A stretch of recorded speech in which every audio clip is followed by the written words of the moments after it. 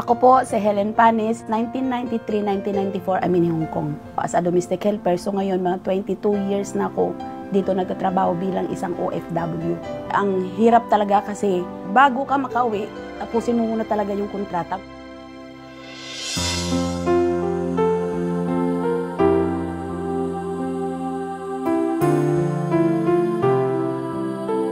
Ako po si Josephine Jocar Eslava. Nag-apply ako ng papunta ng Singapore para matulungan ko yung dalawang anak ko. Sa 14 years po na nandito ako, masakit talaga at mahihirap dahil sila ay malayo sa akin.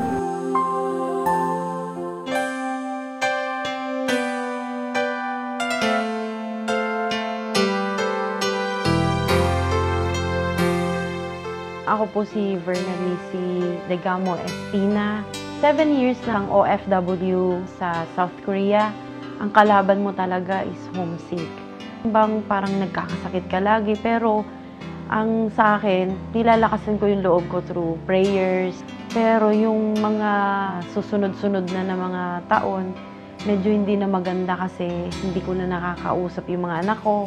Ang anak ko talaga ang hirap dahil tatawag ka na umaga, tanghali, magtiyaga ka talaga dahil yun lang din yung way ng communication nyo sa kanila. Bakit kailangan mong umalis? Bakit kailangan mo kong iwanan dito? Hindi ka pa kontento na kasama mo ko. Ganun yung nasasabi ko sa sarili ko. Pero nung mamalaki na ako, tumatanda na ako, doon ko lang na-realize na kailangan niya palang pumunta ng ibang bansa para makapag-aral ako. Minsan hindi ko matanggap na uuwi ka pa ba, kung may uuwian ka pa ba, o yung bang malayo yung nila, loob sa akin at may galit. Malungkot po kasi po yung ibang bata, may mga mami, tapos ako po wala. Pag umuwi ako, masakit dahil mas malapit sila sa mga magulang ko kaysa sa akin. Kaya tiniis ko. Tapos, kinausap ko sila ng kinausap para maintindihan nila yung trabaho ko, para mapamigyan ko po sila ng magandang kinabukasan. Kami mahihirapan kasi yung mama namin sa ibang bansa, tapos kami andito. Ang pangarap ko po ngayon ay magsama kaming tatlo.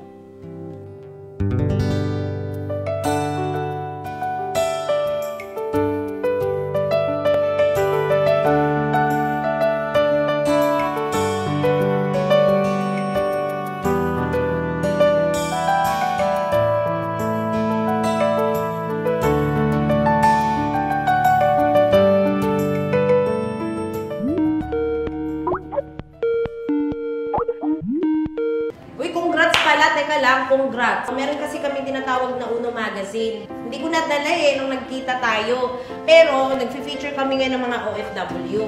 So, sabi ko, pinsan ko OFW. Sobrang mabilis lang to.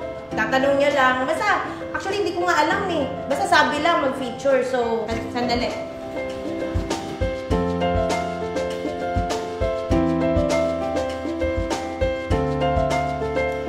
Hi, Berna!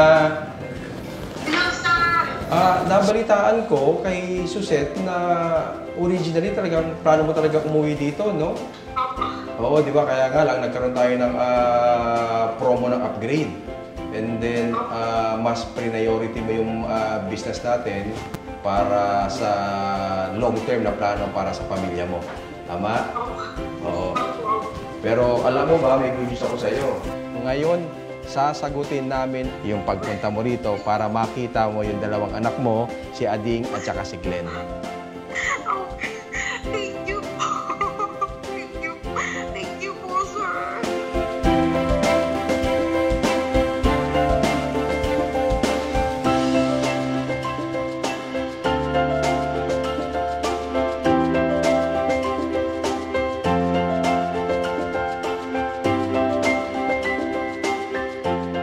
Sa haba ng taon na hindi ko sila nasilbihan, nakakalimutan ko na nga kung paano ko titimplahin. Kasi syempre sa tagal ng panahon na hindi ko sila nakakasama, hindi ko sila nalulutuan. Namimiss ko siya kapag nagluluto siya minsan ng pansit po at saka spaghetti. Kasi po yun po palagi naming hinahanda kapag birthday o kaya kahit anong occasions.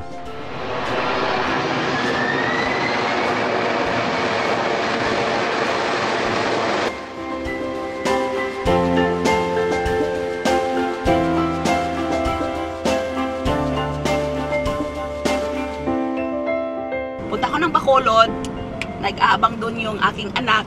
Of course, gusto ko na rin siya makita. And of course, may mga plano kami na kasi talaga mga plano namin kung saan kami pupunta together with my family. Ito na yung hinihintay ko na humawak ka lang pala sa kanya, maniniwala ka lang. Time will come talaga marating mo rin. Talagang huwag ka lang bumigay. Huwag ka mag-quit. Ma'am, excuse me po. Meron lang pong gustong mag-message sa inyo. Salamat po. On behalf of Uno, ayun, nagpapasalamat kami sa iyo. Una sa lahat, alam ko napakalaki ng sakripisyo mo bilang OFW. Dahil hanga kami sa iyo, Helen, 10 ng aming management magbibigay ng konting sorpresa sa iyo.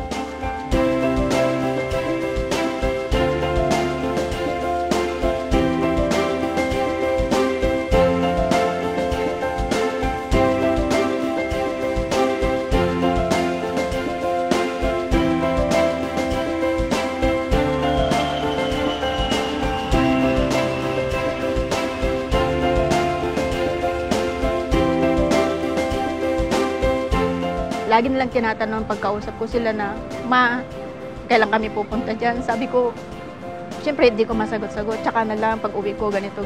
Sabi ko, wala akong may bigay sa'yo. Bilang isang Uno OFW ko kasi, meron din po mensahe ang Uno para sa inyo. Pumunta niyo po yung triangle. Kamusta dyan sa Singapore? Balita namin, isa ka sa Uno member na OFW na nagtatrabaho dyan sa abroad. Bukod sa meron ka ng trabaho, nagagawa mo pa yung Uno tuwing day off mo. Kahanga-hanga talaga yung pagpupursige mo, kaya talagang napahanga kami sa kwento mo. Bilang pasasalamat namin sa'yo, gusto namin magbigay ng munting sorpresa sa'yo.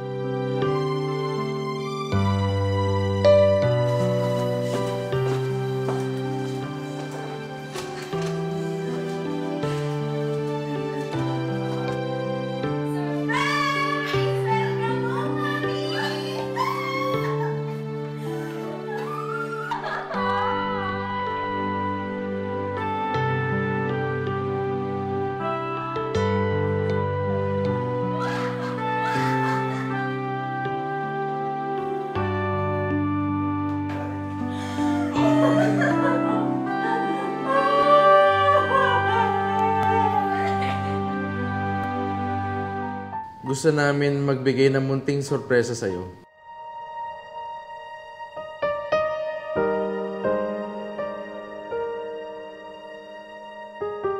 Sa Universal Studio at Marina Bay Sands kasama ang mga taong minamahal ko.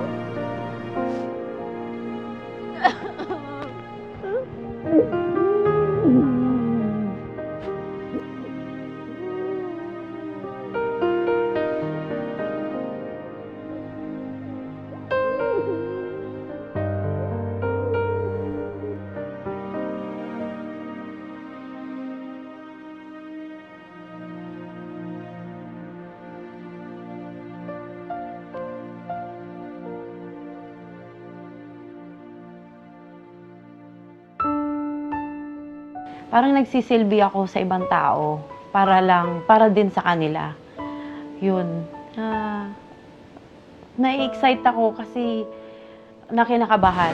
Kasi hindi ko alam kung magugustuhan ba nila o hindi yung surprise na yun. Sino naalala niyo sa mga pagkain? Si mama po. Di ko alam yung bang panaginip lang ba o kung yun na ba talaga. Pero this is a reality na andyan na talaga sila sa tabi ko.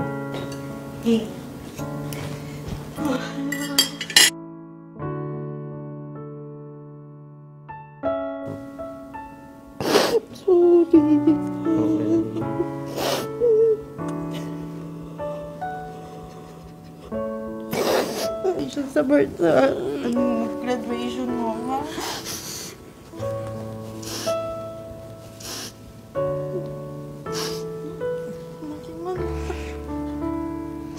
Sorry na. Okay lang.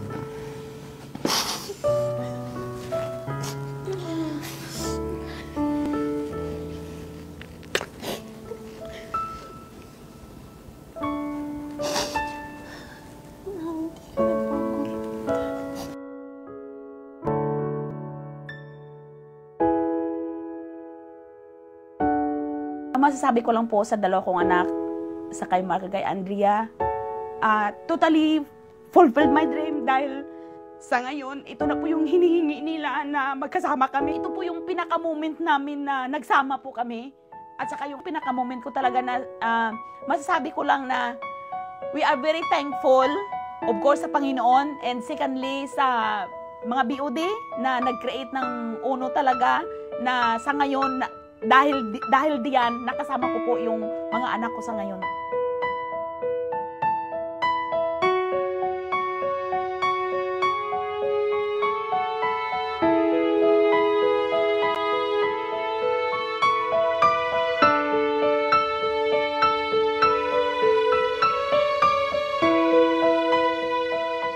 Sa UNO ay walang imposible na marating yung mga pangarap ko. Tuloy-tuloy po yung gagawin ko para lahat ng mga pangarap ko sa buhay at makasama ang aking mga anak ay matupad mula kay UNO.